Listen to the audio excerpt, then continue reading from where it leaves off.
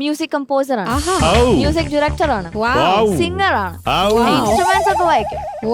ഒരു വിധം പിടി കിട്ടി ചക്കരെ. സൂപ്പർ സ്റ്റാർ എന്ന പേരുമായിട്ട് വളരെ ബന്ധമാണ്. സൂപ്പർ സ്റ്റാർ പറഞ്ഞത് കൊണ്ട് കിട്ടിയോ? ആദ്യത്തെ സിനിമയിലെ പാട്ടുകൾ തന്നെ സൂപ്പർ ഹിറ്റ്. ഞാൻ വിളിക്കട്ടെ? വിളിക്കൂ. നമ്മുടെ എല്ലാവരുടെയും പ്രിയപ്പെട്ട അൽഫോൺസ് സാർ. അൽഫോൺസ് സാറിനെ ഒരുപാട് സ്നേഹത്തോടെ സൂപ്പർ സ്റ്റാറിന്റെ വേദിയിലേക്ക് ഞാൻ സ്വാഗതം ചെയ്യാം. വെള്ളിൽ പരവകളായി നാം പൊങ്ങിപ്പടരാം, വർണ്ണവും വിതറിയ വാനിൽ തമ്മിൽ കലരാം, പോകാം പോകാം വാർമുഖില. വെൽക്കം അൽഫോൺസേ. Thank you. Hello. Hello. Welcome to super star. Thank you so much. Welcome back to super star.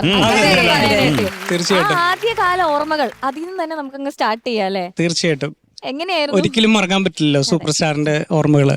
ശരിക്കും അല്ല, ഇവിടെ വന്ന് നിൽക്കുമ്പോഴേ നമ്മളുടെ ആ പഴയ സുഹൃത്തുക്കള് അവരെ മിസ് ചെയ്യുന്നുണ്ട് സത്യം പറഞ്ഞു കഴിഞ്ഞാല്. പ്രത്യേകിച്ച് ബാലു, ദീപു, അതൊരു വൺ ടൈം ഇതായിരുന്നല്ലോ, ഒരു എക്സ്പീരിയൻസ് ആയിരുന്നു നമുക്കും. എവിടെ പല സ്ഥലങ്ങളിലൊക്കെ നമ്മൾ ചെന്ന് കഴിയുമ്പോഴത്തേക്ക് എല്ലാവരും പറയുന്ന റിമാർക്ക് അതാണ്, സൂപ്പർ സ്റ്റാറിൽ അന്ന് ഞങ്ങൾ കണ്ടായിരുന്നു. അപ്പം പിന്നെ അത് മാത്രമല്ല, നമ്മളും കുറെ കാര്യങ്ങളൊക്കെ എക്സ്പ്ലോർ ചെയ്തോണ്ടിരിക്കണല്ലോ. അന്ന് റിയാലിറ്റി ഷോ അതിനെ കുറിച്ചൊന്നും നമുക്ക് അറിയില്ല. അപ്പൊ അതെ, അറിയാണ്ട് കുറെ തമാശകളുണ്ടായി. എനിക്ക് തോന്നുന്നു ഇപ്പോഴും ചില അതിന്റെ ഈ ഫൺ എലമെന്റ്സ് ഒക്കെ ഉള്ള വീഡിയോസ് അത് ഇങ്ങനെ കറങ്ങി വരുന്നുണ്ട്. അപ്പോ ചില സമയത്തൊക്കെ അത് കാണുമ്പോ ഇത്രയൊക്കെ കാണിക്കണമായിരുന്നു എന്നൊക്കെ തോന്നും. അതെ. പക്ഷേ ഇറ്റ് വാസ് എ ഫൺ. അതെ തീർച്ചയായിട്ടും എന്നൊരു മെമ്മറി ആണത്. തീർച്ചയായിട്ടും. ഓക്കെ, മഞ്ജരി ചേച്ചി, എപ്പോഴായിരുന്നു നിങ്ങളുടെ ആ ഒരു മീറ്റ്? ഞങ്ങൾ ആദ്യമായിട്ട് ഞാൻ നാട്ടിൽ വരുന്ന സമയത്ത് ആ സമയത്തെ മീറ്റ് ചെയ്തൊരു വ്യക്തിയാണ് അതേല്ലേ. ഞങ്ങളുടെ എപ്പോഴും സംസാരിക്കുമ്പോ പറയുന്നത് അതേല്ലേ, അതായിരുന്നു ഒരു സിഗ്നേച്ചർ വാക്ക് അൽഫോൺസ് ചേട്ടന്റെ. അതേല്ലേ, അതിന് ഒരു ആത്മാർത്ഥതയില്ല, ചുമ്മാ ചോദിക്കുക, നമ്മൾ എന്ത് പറഞ്ഞാലും അതല്ലേ. അതൊരു പ്രത്യേക ഒരു ടോൺ ഉണ്ട്. അത് ആക്ച്വലി തൃശ്ശൂരത്തെ ഒരു പ്രത്യേക നമ്മുടെ അഭിജിത്തിനൊക്കെ അറിയാം അല്ലേ, നമ്മള് വർത്താനം പറയുന്ന സമയത്ത് അതെല്ലേ. അത് പക്ഷെ പിന്നീട് കളിയാക്കലായി, എന്ത് വന്നാലും അതെല്ലേ. അപ്പൊ ആദ്യമായിട്ട് സിനിമയിൽ ഒരു പാട്ട്, ഞാൻ ആ സമയത്ത് ജസ്റ്റ് സ്കൂള് കഴിഞ്ഞ് നാട്ടിലേക്ക് വരുന്നു. അപ്പൊ അൽഫോൺസ് ചേട്ടന്റെ ബ്രദർ ഉണ്ട്, ജോമോൻ ചേട്ടൻ. അദ്ദേഹം അവിടെ മസ്കറ്റിലായിരുന്നു, കീബോർഡ് വായിക്കുമായിരുന്നു. പിന്നെ നാട്ടിൽ വന്നപ്പോൾ അൽഫോൺസ് ചേട്ടനേക്ക് ആ സമയത്ത് തുടങ്ങുന്നേ ഉള്ളൂ. അല്ല, ഞാന് വെള്ളിത്തിര കഴിഞ്ഞിട്ട് ജലോത്സവം കഴിഞ്ഞു, അടുത്ത പടം. അപ്പൊ ആ സമയത്ത് ഞാൻ ഫസ്റ്റ് ടൈം എൻ്റെ ഇതുവരെ സിനിമയിൽ അങ്ങനെ പാടിയിട്ടില്ലല്ലോ. അപ്പം എൻ്റെ ഫസ്റ്റ് എക്സ്പീരിയൻസ് ഒരു സിനിമ റെക്കോർഡിംഗ് എന്ന് പറയുന്നത് അൽഫോൺസ് ചേട്ടൻ. അതിലൊരു 3 പാട്ടുണ്ടായിരുന്നു, ബ്യൂട്ടിഫുൾ സോങ്സ്. അതാണ് ഒരു പ്രാക്ടീസ് പോലെ അന്ന് തുടങ്ങി വെച്ചത്. പിന്നെ പ്രോജക്റ്റ് നടന്നില്ല, പക്ഷെ അതൊരു നല്ല പാട്ടുകളായിരുന്നു. നന്നായിട്ട് പാടും ചെയ്തു മഞ്ജരി. ആൻഡ് നമ്മളെന്ത് കുറെ സമയം നമ്മള് ചിരിച്ച് ഒരുപാട് തമാശകൾ പറഞ്ഞ് ചിരിച്ച്. അൽഫോൺസോ? പിന്നെ ഒരു ടീം ഉണ്ടായിരുന്നു. അതിനുശേഷം തമാശയൊക്കെ പറയൂ. ഓഫ് കോഴ്സ് അതെല്ലാം കഴിഞ്ഞ് കുറെ വർഷത്തിന് ശേഷമാണ് സിനിമാ കമ്പനിയിൽ ഞാൻ അൽഫോൺസ് ചേട്ടന് വേണ്ടി പാടുന്നത്.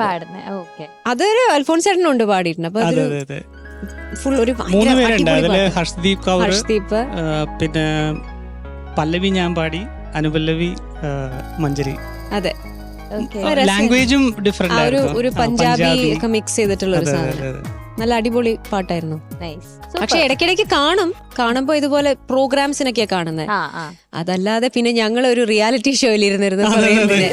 അപ്പൊ അത് രസകരരമായ എക്സ്പീരിയൻസസ് ആയിരുന്നു. തമാശകൾ, ഇവിടെയും തമാശകളൊക്കെ വരും പുറത്ത്.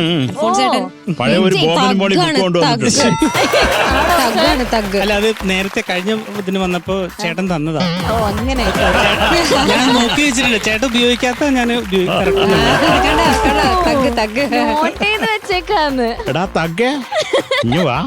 അല്ല, വെറുതെ ഇടാൻ പറ്റുമോ? അതാണല്ലോ, അത് പറ്റത്തില്ല. ഹൃദയ സഖി സ്നേഹമയി, ആത്മസഖി അനുരാഗമയി,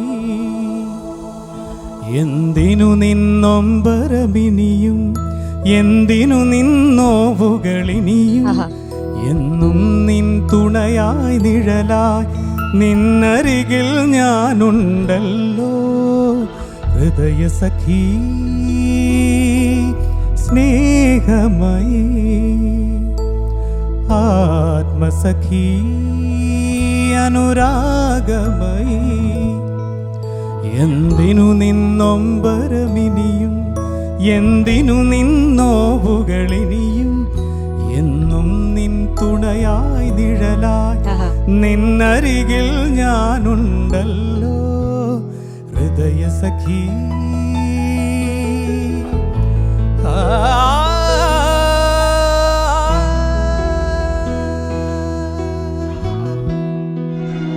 ആഹാ ഓ, super. Wonderful wonderful